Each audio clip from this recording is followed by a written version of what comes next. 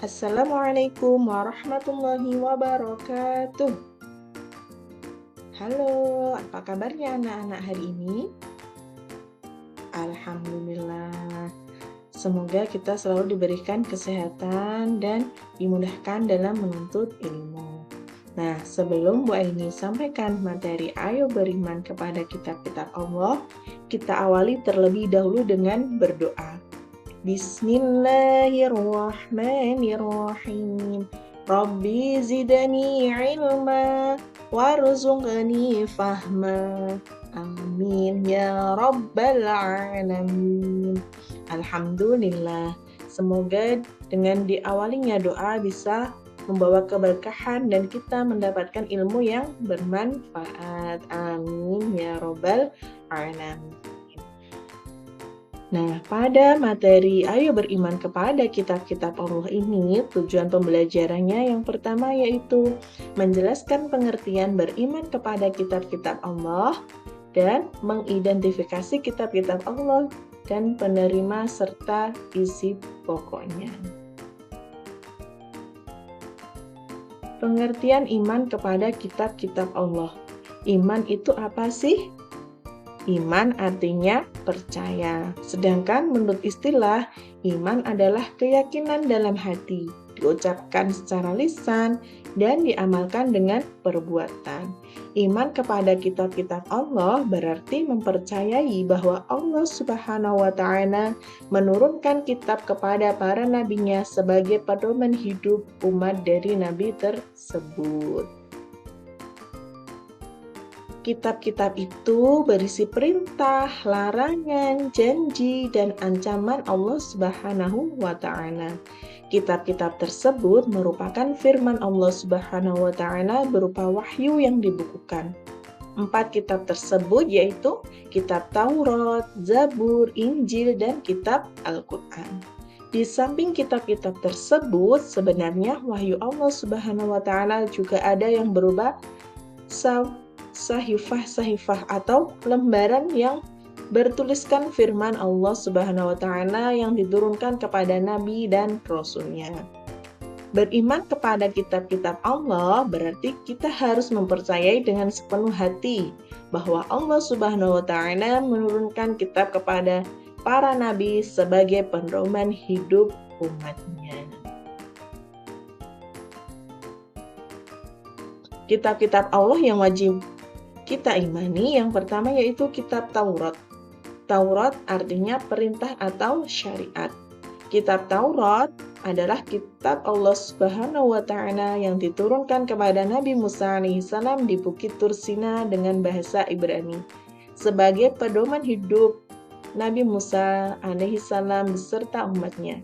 Kitab Taurat berisi perintah, larangan, sejarah, hukum-hukum syariat, dan akidah yang berlaku saat itu. Nah, penjelasannya terdapat di Quran Surat Al-Baqarah ayat 53. Isi kandungan kitab Taurat yang pertama yaitu perintah meyakini keesaan Allah. Yang kedua, larangan menyembah berhala. Yang ketiga, larangan menyekutukan Allah Subhanahu wa Ta'ala.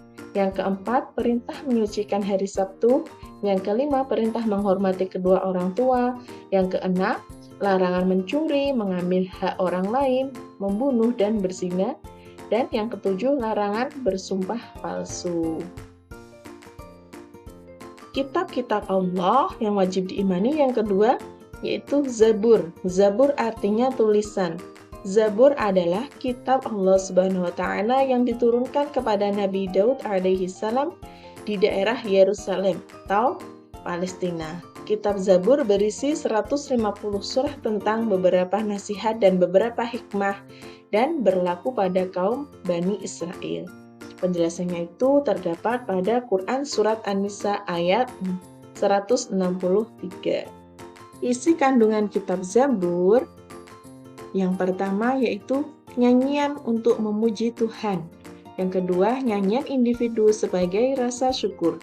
Yang ketiga, ratap-ratapan jamaah. Yang keempat, ratapan dan doa individu. Yang kelima, nyanyian untuk raja.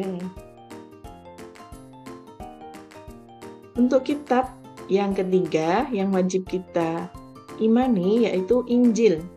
Injil artinya kabar gembira. Injil adalah kitab Allah Subhanahu wa taala yang diturunkan kepada Nabi Isa alaihissalam sebagai pedoman hidup Nabi Isa alaihissalam dan umatnya. Kitab Injil berisi penjelasan kebenaran, ajakan tauhid, menghapus sebagian ajaran di kitab Taurat, dan kabar gembira akan datangnya Nabi terakhir, yaitu Nabi Muhammad Shallallahu Alaihi Wasallam. Isi kandungan kitab Injil yang pertama yaitu perintah Allah Subhanahu wa taala kepada manusia agar kembali pada tauhid yang murni. Kemudian yang kedua, menyempurnakan kitab Taurat dan kitab Zabur. Isi kandungan yang ketiga, pembenaran terhadap kitab Taurat dan Zabur.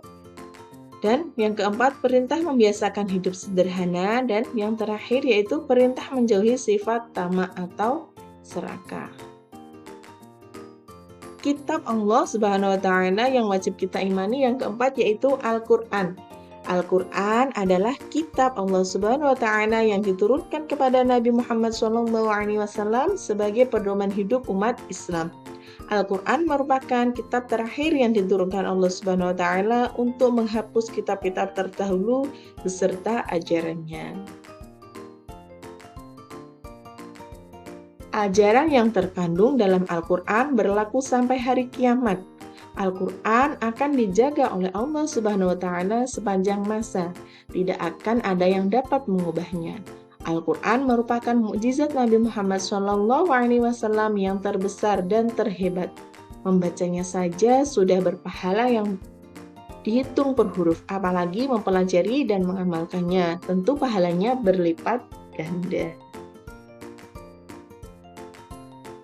Isi kandungan kitab Al-Qur'an. Yang pertama yaitu akidah, berkaitan dengan keyakinan. Yang kedua, akhlak, berkaitan dengan pembinaan mengenai akhlak mulia dan menghindari akhlak tercela. Yang ketiga, ibadah, yaitu berkaitan dengan tata cara beribadah seperti zakat, sholat, dan puasa. Yang keempat, muamalah, yaitu berkaitan dengan tata cara berhubungan dengan sesama manusia. Dan isi kandungan kitab Al-Qur'an yang kelima yaitu tarikh, berkaitan dengan kisah orang-orang dan umat terdahulu.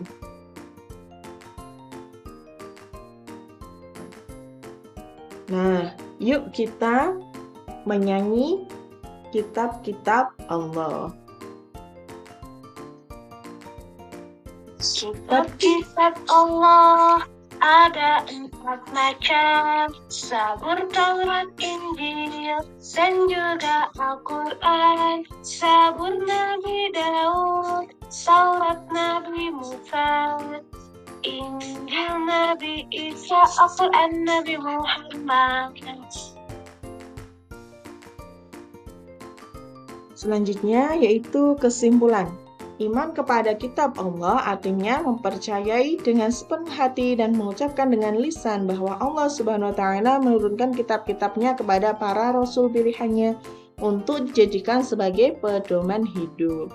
Kitab-kitab Allah yang wajib diyakini ada 4, yaitu kitab Taurat diturunkan kepada Nabi Musa, kitab Zabur diturunkan kepada Nabi Daud, kitab Injil diturunkan kepada Nabi Isa, dan yang terakhir yaitu kitab Al-Qur'an diturunkan kepada Nabi Muhammad Shallallahu Alaihi Wasallam. Alhamdulillah, itu tadi materi Ayo Beriman Kepada Kitab-Kitab Allah. Sampai berjumpa di lain waktu. Wa akhiri wassalamualaikum warahmatullahi wabarakatuh.